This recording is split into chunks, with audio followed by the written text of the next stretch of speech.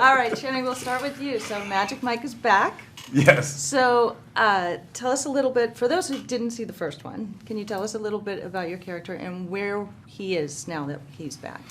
Yeah. Okay, so the first one ended with Mike essentially leaving the world of male stripping, and this film picks up 3 years later. He has started his furniture company dream.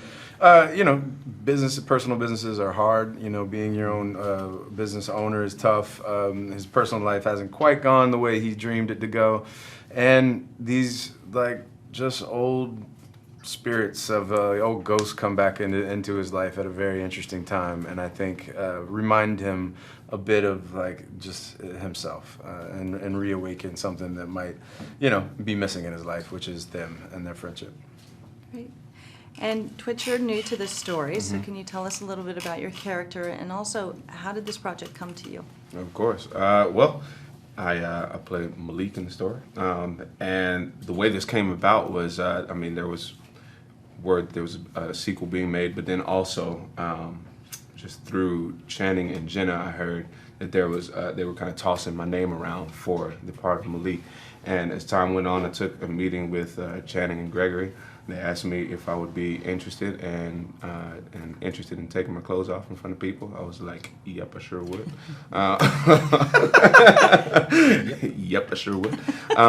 And there you have it. I came in and I was basically told that I played a dancer under Jada's establishment that was like the dancer of the place, given the way that they provide the entertainment. So alpha. With that was just alpha, Alpha. And that was a lot of fun because that gave me room to dance in different ways that I usually don't. Got it. So let's talk about the choreography a little bit, because it's bigger and better than ever. So was that a collaborative effort for both of you, or how did that all come about? These movies are always collaborations, especially the way that Greg and Stephen work. They really just empower the people that they think that they want to work with to create and to really do what they want to do. And we didn't tell tWitch at all what to do, with what he does. I mean, we were just like, look, we don't want you, just do your thing. And then when it came to us dancing together, it was a collaboration with our choreographers, Allison Falk and Treese Espinosa. And, in the first movie, we were, a little tethered to reality. So this world is not all that creative, and it's not all that great of creating of dances and stuff.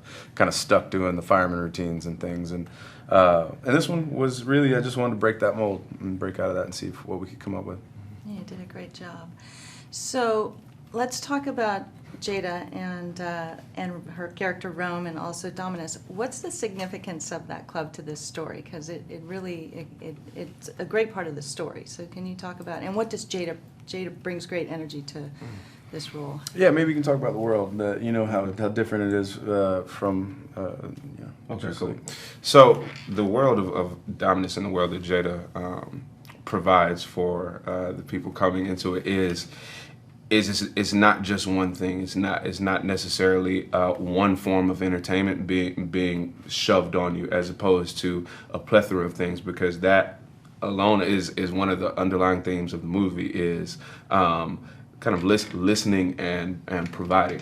Right? So as opposed to being like, this is the set routine we have for you, we kind of switch it up and walk around and tend to the individual needs of everybody sitting around, because all it takes is a question, whether it be verbally or, in my case, when I'm walking around the room, just looking at how a lady is actually moving to the music as I'm walking towards her. All those are telling things.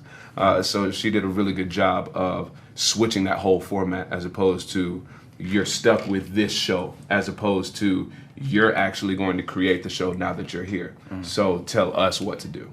Yep. That's great. There's a great balance between the females and the males in this. Was that intentionally done in writing the story?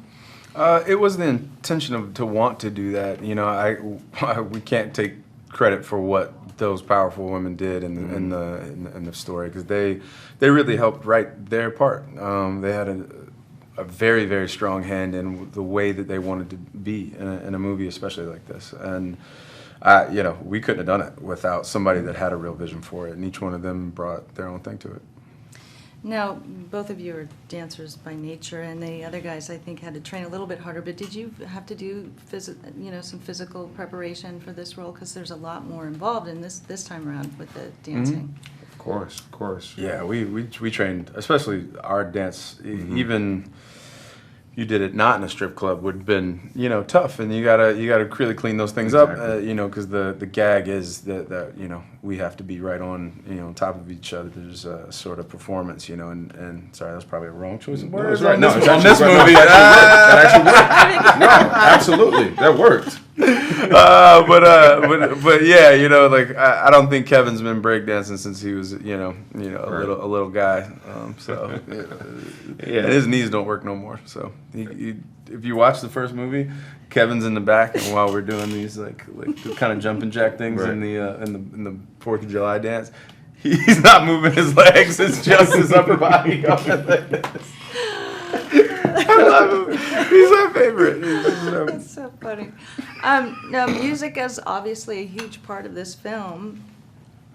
How did that come about? Did you have any favorite songs out of the film, or favorite songs to dance to while you shot this? Man, I mean, all of them to a degree. They're all like anthems, and we brought in some new ones that hopefully will become anthems after this. Yeah.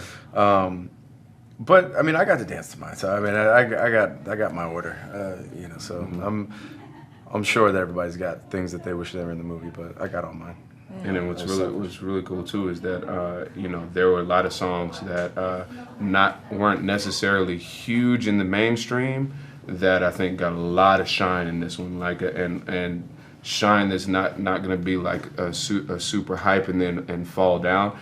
They're going to be associated with these scenes, which kind of gives them a little bit of a classic energy. Yeah. You know what I mean? Yeah. They'll live on.